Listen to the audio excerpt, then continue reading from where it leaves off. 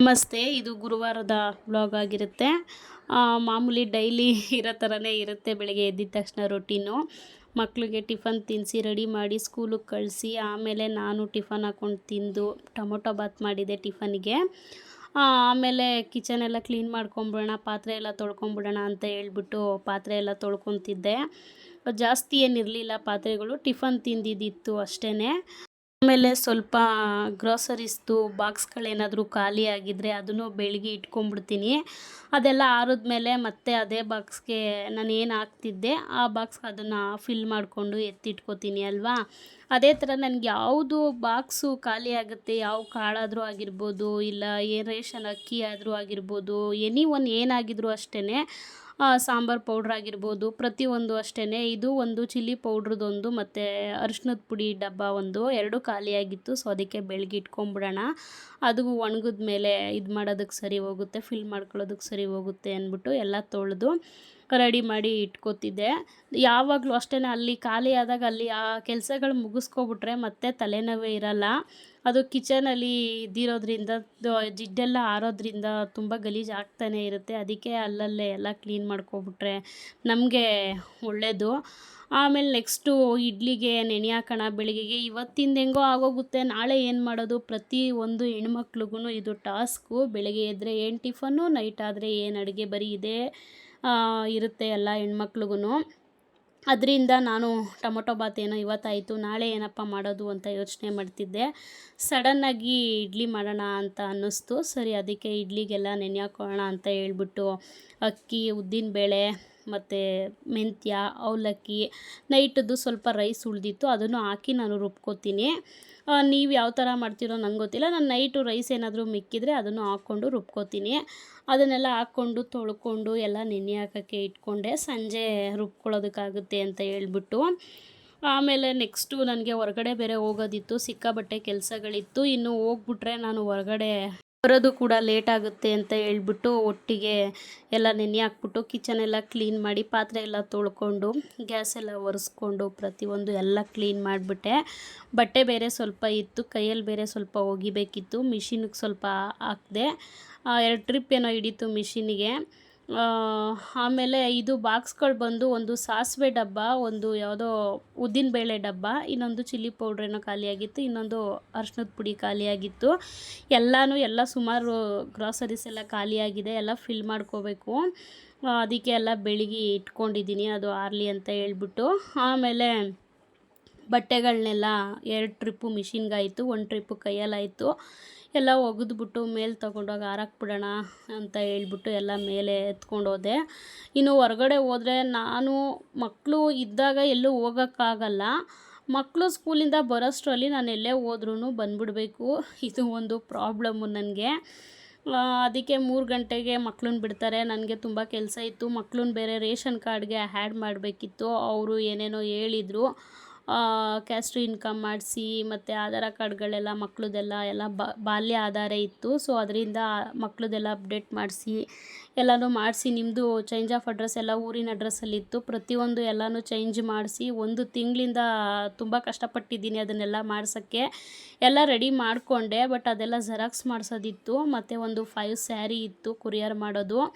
ಅದಕ್ಕೆ ಕೊರಿಯರ್ ಮಾಡಿಬಿಡೋಣ ಅಂತ ಹೇಳ್ಬಿಟ್ಟು ಎಲ್ಲ ಒಟ್ಟಿಗೆ ಹೋದರೆ ಎಲ್ಲ ಕೆಲಸಗಳು ಮುಗಿಯುತ್ತೆ. ಮಕ್ಕಳು ಬರೋಷ್ಟೊತ್ತಿಗೆ ಬರೋಣ.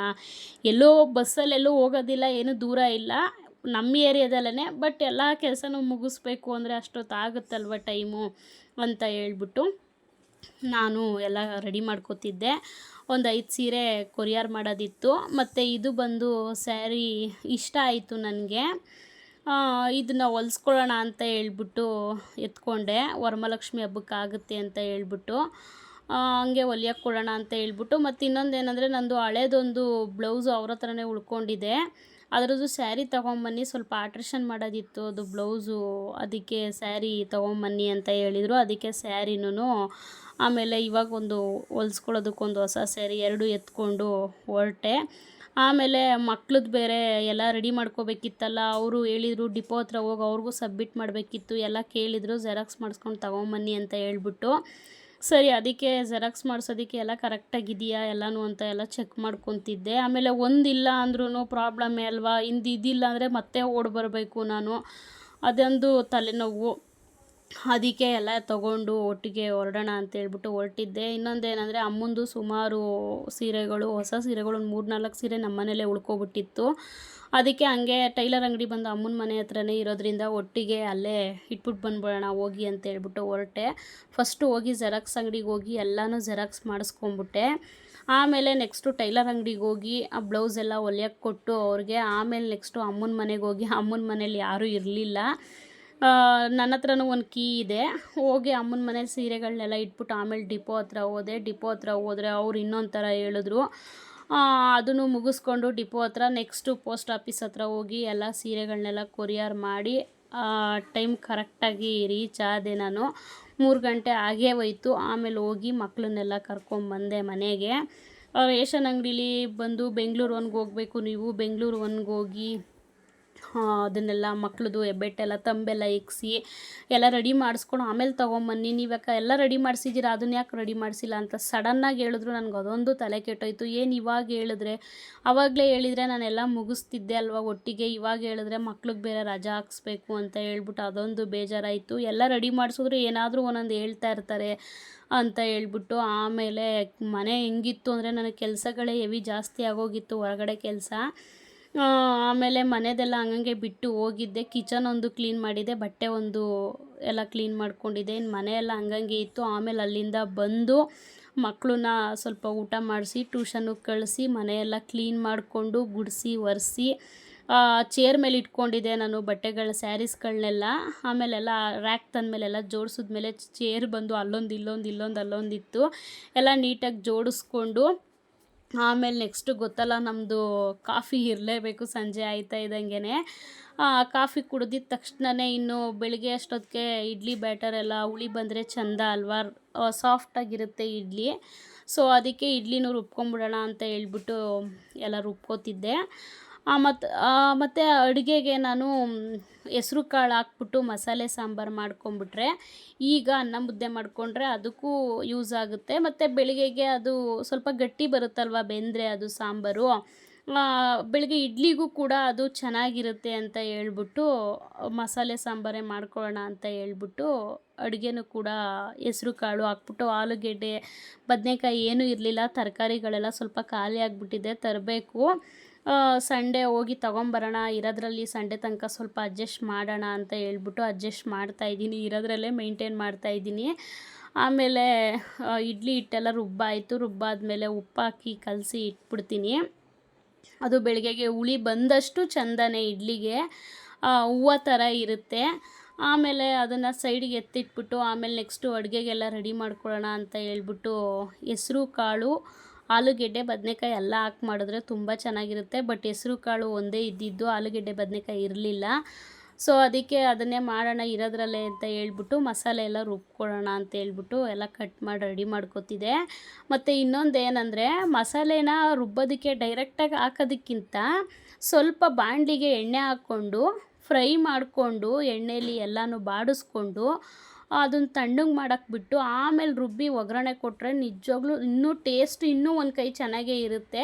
ಅದಕ್ಕೆ ನೋಡೋಣ ಇವತ್ತು ಅದೇ ಥರ ಮಾಡೋಣ, ಹೆಂಗೆ ಬರುತ್ತೆ ಟೇಸ್ಟು, ಬೆಳಿಗ್ಗೆಗೂ ಬೇರೆ ಬೇಕಲ್ವ ಇಡ್ಲಿಗೆ ಅಂತ ಹೇಳ್ಬಿಟ್ಟು ನಾನೇನು ಮಾಡಿದೆ, ಬಾಣಲಿಗೆ ಸ್ವಲ್ಪ ಎಣ್ಣೆ ಹಾಕ್ಕೊಂಡು ಚಕ್ಕೆ, ಲವಂಗ, ಶುಂಠಿ, ಬೆಳ್ಳುಳ್ಳಿ, ಈರುಳ್ಳಿ, ಟೊಮೊಟೊ, ಕಡಲೆ ಕಾಯಿ, ಗಸಗಸೆ ಮತ್ತು ಕೊತ್ತಂಬರಿ ಇದನ್ನೆಲ್ಲ ಹಾಕ್ಕೊಂಡು ಎಲ್ಲ ಸ್ವಲ್ಪ ಬಾಡಿಸ್ಕೊಂಡು ಸ್ವಲ್ಪ ತಣ್ಣಗಾದ್ಮೇಲೆ ರುಬ್ಬಿ ಆಮೇಲೆ ಸ್ವಲ್ಪ ಕುಕ್ಕರ್ಗೆ ಎಣ್ಣೆ ಹಾಕ್ಕೊಂಡು ಹೆಸ್ರು ಕಾಳು ಸ್ವಲ್ಪ ನೆನೆಯೋಕೆ ಇಟ್ಕೊಂಡಿದ್ದೆ, ಆ ಹೆಸ್ರು ಕಾಳು ಹಾಕ್ಕೊಂಡ್ರೆ ಬೇಕಿದ್ದರೆ ಒಂದು ಈರುಳ್ಳಿ ಹಚ್ಚಿ ಕಡ್ಡಿ ಥರ ಈರುಳ್ಳಿ ಹಚ್ಕೊಂಡು ಒಗ್ಗರಣೆಗೆ ಹಾಕ್ಕೊಬೋದು. ನಾನೇನು ಈರುಳ್ಳಿ ಏನು ಹಚ್ಚಕ್ಕೆ ಹೋಗಲಿಲ್ಲ, ಹಂಗೇ ಡೈರೆಕ್ಟಾಗೇ ಹಂಗೆ ಕಾಳು ಹಾಕ್ತೆ.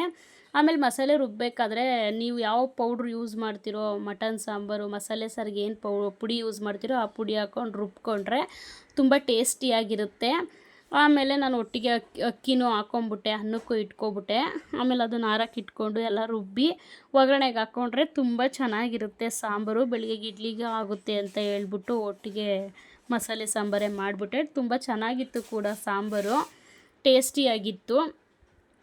ಮತ್ತು ಇನ್ನೊಂದೇನೆಂದರೆ ಇವಾಗ ನಾಳೆ ನಾನು ರಜಾ ಹಾಕ್ಸಿ ಶುಕ್ರವಾರ ಮಕ್ಕಳಿಗೆ ಅಲ್ಲಿ ಬೆಂಗಳೂರು ಅನ್ನೋ ಹತ್ರ ಹೋಗಿ ಬೆಂಗಳೂರು ಅನ್ನೋ ಅಂತ ಅಂದರೆ ಇಲ್ಲಿ ಸಿಕ್ಕಾಪಟ್ಟೆ ನಮ್ಮ ಏರಿಯಾದಲ್ಲೂ ಇದೆ.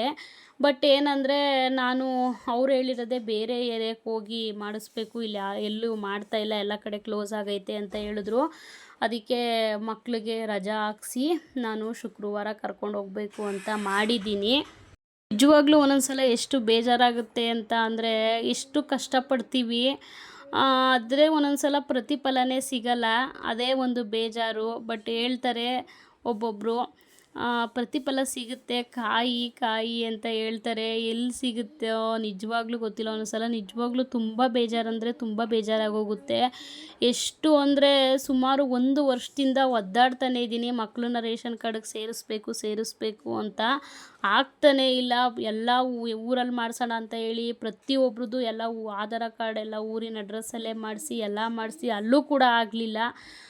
ಮತ್ತು ಈಗ ಇಲ್ಲಿ ಬೆಂಗಳೂರು ಅಡ್ರೆಸ್ಸಲ್ಲಿ ಎಲ್ಲ ಚೇಂಜ್ ಆಫ್ ಅಡ್ರೆಸ್ ಮಾಡಿಸಿ ಅಪ್ಡೇಟ್ ಮಾಡಿಸಿ ಪ್ರತಿಯೊಂದು ಎಲ್ಲ ಮಾಡಿ, ಇವಾಗೆಲ್ಲ ಮಾಡಿ ಕ್ಯಾಸ್ಟ್ ಇನ್ಕಮ್ ಎಲ್ಲ ಮಾಡಿಸಿ ತೊಗೊಂಬನ್ನಿ ಅಂತ ಹೇಳಿದ್ರು. ತೊಗೊಂಡೋಗಿ ಕೊಟ್ಟರು. ಇವಾಗ ಬೆಂಗಳೂರಿಗೆ ಹೋಗಿ ಮಕ್ಳದು ಬೆಟ್ಟೆಲ್ಲ ಕೊಟ್ಟು ಅಲ್ಲಿ ಅಪ್ಡೇಟ್ ಮಾಡಿಸ್ಬಿಟ್ಟು ಬರಬೇಕು ನೀವು ಅಂತ ಮುಂಚೆನೇ ಹೇಳ್ಬಿಟ್ಟಿದ್ದೀರ. 2 ತಿಂಗಳು ಮಕ್ಳಿಗೆ ರಜೆ ಇತ್ತು, ಮನೇಲೇ ಇದ್ದರು.